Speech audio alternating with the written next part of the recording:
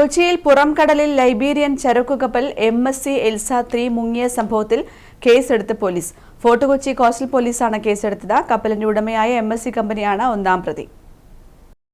കൊച്ചിയിൽ പുറംകടലിൽ Liberian ചരക്കുകപ്പൽ MSC Elsa 3 മുങ്ങിയ സംഭവത്തിലാണ് കപ്പലിന്റെ ഉടമയായ MSC കമ്പനിയെ ഒന്നാം പ്രതിയാക്കി ഫോർട്ട് കൊച്ചി കോസ്റ്റൽ പോലീസ് കേസെടുത്തത്. ഷിപ്പ് മാസ്റ്റർ രണ്ടാം പ്രതിയും കപ്പൽ ക്രൂ മൂന്നാം പ്രതിയുമാണ്. കപ്പലിലുള്ള കണ്ടെയ്നറുകളിൽ എളുപ്പത്തിൽ തീപിടിക്കാൻ സാധ്യതയുള്ള ചരക്കുകളും സ്ഫോടക വസ്തുക്കളും ഉണ്ടെന്നിരിക്കെ മനുഷ്യജീവനും സ്വത്തിനും അപകടമുണ്ടാക്കും വിധം അപാകമായും ഉദാസീനമായും ചരക്കുകപ്പൽ കൈകാര്യം ചെയ്തെന്നാണ് FIR. മെയ് 24-നാണ് ലൈബീരിയൻ ചരക്ക് കപ്പൽ MSC എൽസ 3 അപകടത്തിൽപ്പെട്ടത്. കൊച്ചിയിൽ നിന്ന് 40 നോട്ടിക്കൽ മൈൽ അകലെയാണ് കപ്പൽ അപകടത്തിൽപ്പെട്ടത്. അപകടത്തെ തുടർന്ന് ചരിഞ്ഞ കപ്പൽ പൂർണ്ണമായും കടലിൽ മുങ്ങി.